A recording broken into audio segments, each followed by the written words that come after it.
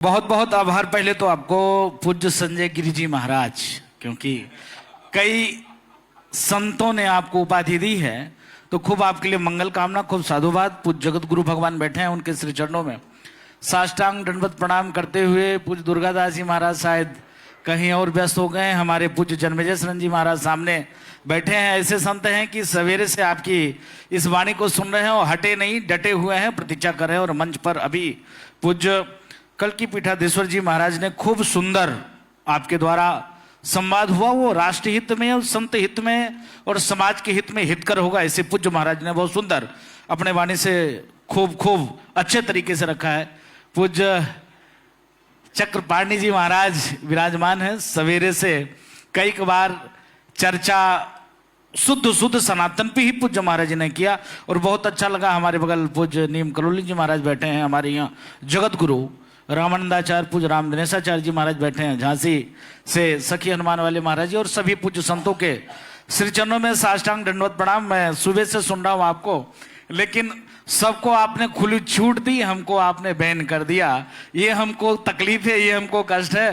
किसी को आपने बैन नहीं किया कि थोड़ा सा आप लिमिट में रहिएगा, लेकिन आपने हमको लिमिट में किया है। बैन नहीं किया, तो लेकिन मुझे हनुमान जी की ताकत का पता है। हम लिमिट में ही रहेंगे महाराज, इस चिंता मत करो। ये नेटवर्क 10 भी बचेगा और आप ऐसे ही, अभी तो आप हिंदुस्तान में संत संसद कर रहे हो, हम आपसे अपेक्षा करते हैं कि विदेश में संत संसद करिए और हिंदुस्तान के सभी ऐसे पूज्य संतों को ले चल के वो चोरों के बीच में, गोरों के बीच में सनातन की प्रचार प्रसार करिए। और हम लोग चल के वहां सनातन की झंडा वहां भी गाड़ेंगे। नोट कर लीजिए, सनातन की झंडा वहां भी गाड़ेंगे और उनको भी बताएंगे ये सनातन है। जो इतना दिन तक तुमने हमको लूटा, इतना दिन तक तुमने हमको परेशान किया, फिर भी आकर पूज्य संत तुमको आशीर्वाद दे रहे हो, अच्छी शिक्षा तुमको दे रहे हैं, तो विदेश की भी योजना बनाइएगा। बहुत बहुत साधुवाद। मैंने महाराज जी आपको बंधन नहीं दिया, मैंने ये कहा है क्योंकि हनुमान जी की जो ताकत है ना वो मुझे पता है, और आप पुजारी है, भक्ति की शक्ति को भी मैं जानता हूं, तो इसलिए मैंने थोड़ी सी आपसे प्रार्थना की है। नहीं तो विषय, आज सुबह से जब हम लोगों ने शुभारंभ किया, सभी संतों के चेहरे पर एक झलक देखा कि सभी संत जब जा रहे थे वहां शहीदों को पुष्पांजलि करने के लिए, तो सब आपकी बात कर रहे थे कि वाह क्या बात है, बहुत सुंदर किया भाई संजय गिरि जी ने। ये तो अद्वितीय कार्य हो गया कि जिन्होंने देश के लिए बलिदान दिया है, ऐसे लोगों को संत याद कर रहे हैं। साधु अगर किसी को याद करे तो समझिए कि उसकी जीवन में सुख समृद्धि शांति और नहीं है, परलोक में है, तो जहां है वहां भी आशीर्वाद ही आशीर्वाद। तो आपने जो नेक कार्य किया, पुनीत कार्य किया, इसके लिए सभी संतों की तरफ से आपको आशीर्वाद है, मंगल कामना है। आज का विषय राष्ट्रवाद और धर्मांतरण और जातिवाद। देखिए अभी पूज्य कल्की पीठाधीश्वर जी महाराज ने कहा कि जातिवाद, साधु तो सदैव, हमारे जगत गुरु रामानंदाचार्य भगवान ने कहा जात पात पूछे ना कोई, हरि को भजे सो हरि का होई। कभी भी आचार्य हमारे, कभी हमारे पूर्वाचार्य साधु संत कभी ये जातिवाद के पक्ष में नहीं रहे, और सनातन कभी जातिवाद के पक्ष में रहा ही नहीं। मैं भी बोलना तो नहीं चाह रहा था, लेकिन मैं बोल रहा हूं। हम उनको दादा कहते हैं, लेकिन उन्होंने शब्द किया कि कुछ न कमी हमारे अंदर रही है, इसके नाते आज लोग ईसाई हो रहे हैं, इधर जा रहे हैं, उधर जा रहे हैं। मैं पूछना चाहता हूं, 800 वर्ष तक मुगलों ने, चोरों ने, बलात्कारियों ने शासन सत्ता हमारे ऊपर चलाया, तो क्या आज हम पूरे दुनिया में जितने ये चोर बलात्कारी नीच हैं सबको हम आतंकवादी घोषित करते हैं क्या? हिंदुस्तान में जितने ये अपराधी हैं, ये मदरसा छाप मौलवी, क्या हम उनको कहते कि ये सब आतंकवादी हैं? कभी तो नहीं कहा।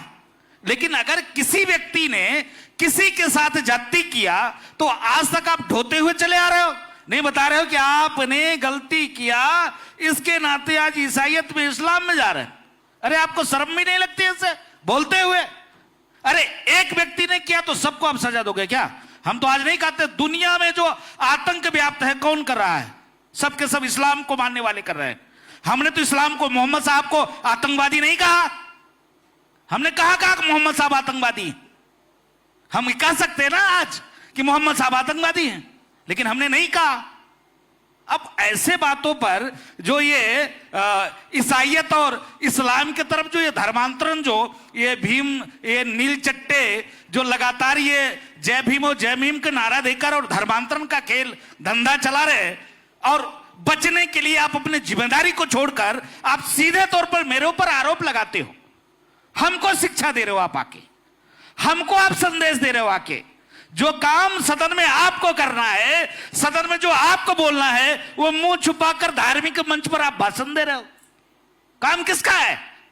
चुनकर हमने आपको भेजा है सदन में, क्यों नहीं वहां बिल पास कराता है? क्यों नहीं वहां चर्चा करता है? क्यों नहीं विषय को उठाते हो? आकर मुंह उठा के चले आए बाबाओं के बीच में भाषण देने के लिए, हैं? क्या रे आप लोग ऐसे करते हो? आप तो ये दक्षिणा लेते हो, वो दक्षिणा लेते हो, शर्म नहीं लगती क्या आपको? और किसी पे आपने सवाल उठाया क्या कभी? उठाना चाहिए आपको। उस विषय पर आप चर्चा नहीं कर सकते, उस विषय पे आप सवाल नहीं उठा सकते। उठा किसके सकते हैं, किसके ऊपर? ये संत हैं, साधु है, निर्मल विचार के, एक से एक महात्मा आए हुए हैं, कहीं नहीं जाते, बैठे हैं स्वामी जी। बड़े बड़े चैनल पर एक एक घंटा बोल के आते, तुरंत निकल जाते हैं, लेकिन सुबह से बैठे हैं ना आपके उसमें, इसलिए कि संत संसद आपने आह्वान किया है। सारे पूज्य संत भजन पूजा पाठ कर छोड़कर बैठे हैं, यही ना भाव है। आप संत संसद कर रहे हो, संत संसद के माध्यम से आप एक दिशा देना चाह रहे हो। एक जो मोदी जी की भाव और भावना है कि आज वैश्विक संकट से भारत गुजर रहा है, और वैश्विक संकट पर संतों का राय क्या है? अभी स्वामी जी ने कहा हम ठीक है, कुछ विचारे हमारे नहीं मिलते थे, फिर भी जब मैं उत्तर प्रदेश में चुनाव लड़ने आया तो मैं बताया एक संत मुख्यमंत्री है, पर साथ दिया। थे कहां, किस पार्टी में? महाराज जी से रोज लड़ाई होती थी, हमारी टीवी चैनल डिबेट पे रोज लड़ाई होती थी, महाराज जी से रोज टीवी चैनल पे लड़ाई होती थी हमारी, प्रत्यक्ष है बोलेंगे।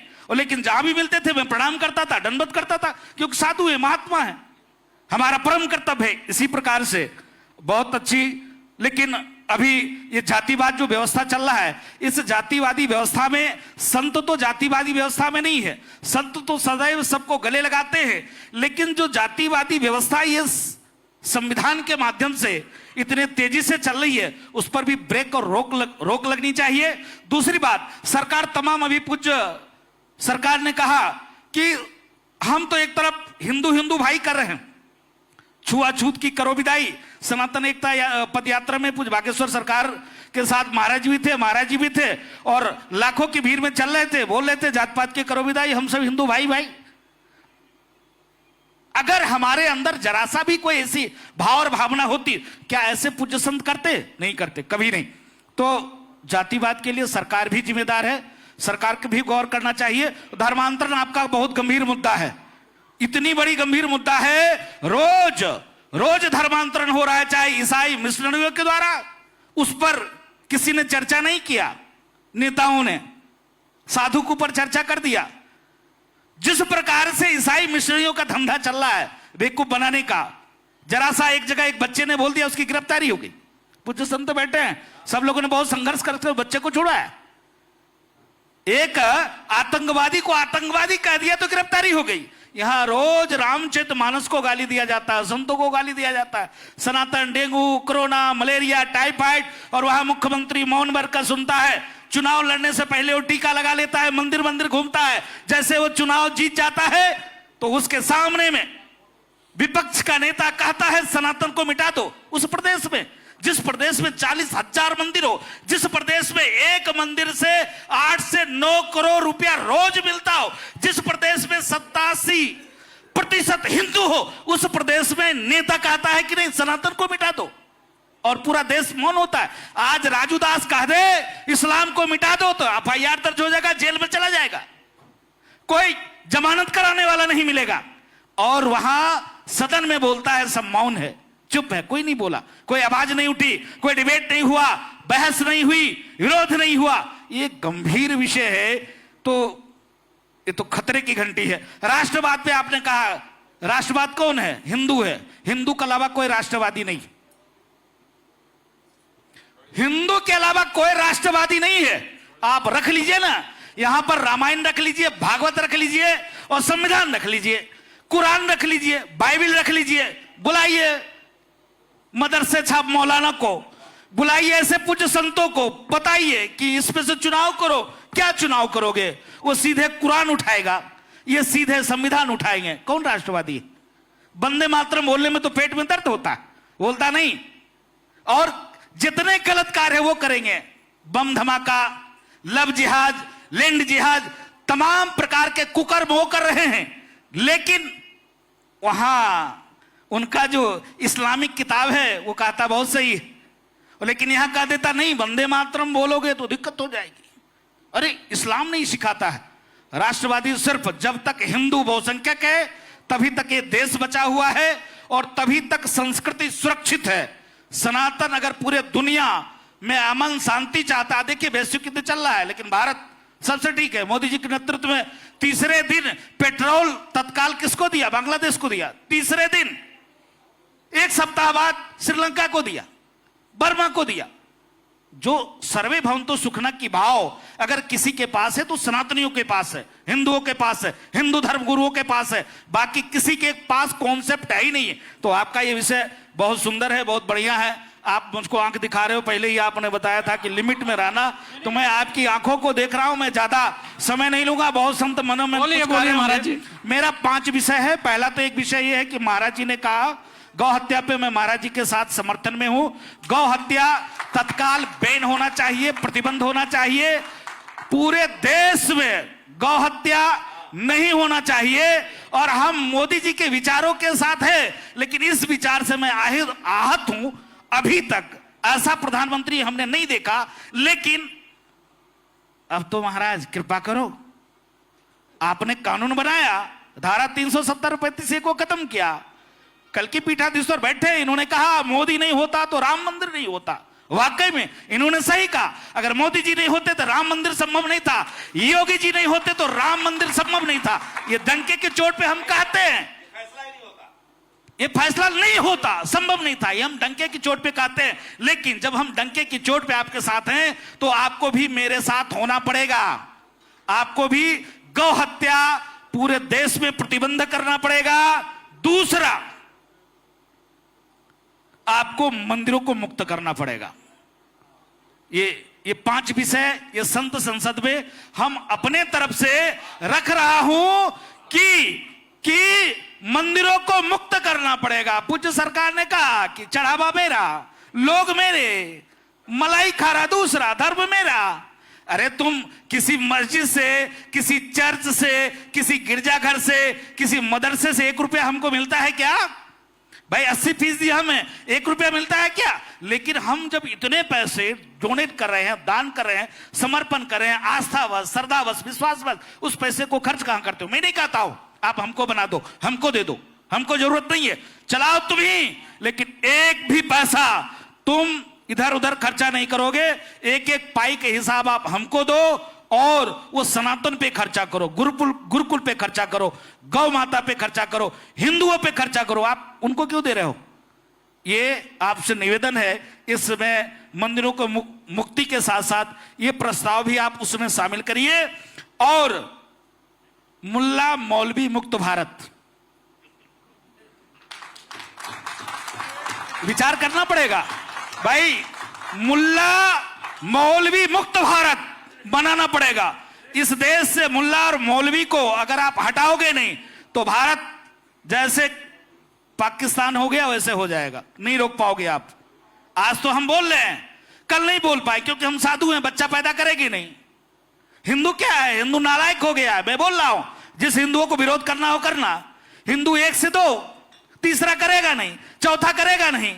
और यहां क्या है? 3 बीबी 13 बच्चे। लोकतांत्रिक व्यवस्था है, प्रजातंत्र है, डेमोक्रेसी है, संवैधानिक व्यवस्था है। संविधान अधिकार उनको दिया है, वो वोट डालेंगे, विधायक उनका होगा, सांसद उनका होगा, MP उनका होगा, MLA उनका होगा, और वो कहेंगे सनातन को हम खत्म कर देंगे और तुम मुंह पे मुंह रख के बैठे रहोगे। अभी तमिलनाडु की घटना को देखो, ये तुम्हारे सामने में 87% है, लाज शर्म नहीं है। वहां के हिंदुओं को डूब मरना चाहिए। जिस प्रदेश में 45,000 मंदिर हो, जिस प्रदेश में 87% हिंदू हो, वहां सनातन को मिटाने की बात होता है। कोई बोल पाया क्या? किसी ने विरोध किया क्या?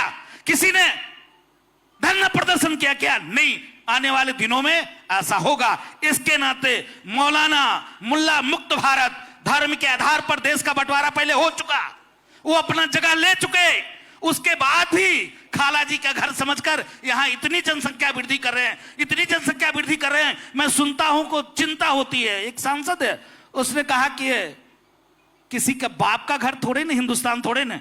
अरे मेरे बाप का हिंदुस्तान है, तुम्हारे बाप का नहीं है। ये सनातन का देश है, हिंदुओं का देश है, सनातन संस्कृति को मानने वाले का देश है। आप कैसे कह दिया किसी बाप का हिंदुस्तान थोड़े ना मेरा है? अरे तेरे बाप दादाओं ने क्या स्थिति कर दिया, धर्म के आधार पर देश का बंटवारा कर दिया और चले भी गए, और हिंदुस्तान की संपदा को कब्जा करके जनसंख्या बढ़ाकर और उस पर डकैती भी डाल रहे हैं। तो ये हमारा जो 4 विषय हमने कहा है, एक विषय और, भारत को हिंदू राष्ट्र बनाओ, इसका आपको समर्थन करना पड़ेगा। ये 5 विषय हम हिंदुओं के तरफ से आपके बीच में रखना चाहता हूं, और आपके जो 3 विषय है उस विषय का समर्थन करता हूं। बहुत बहुत साधुवाद, आभार, धन्यवाद। आपने समय दिया और आपने कहा था पहले ही कि हमारे टीवी को बचा कर रखिएगा, तो आपकी टीवी बची रहेगी, चिंता मत करो।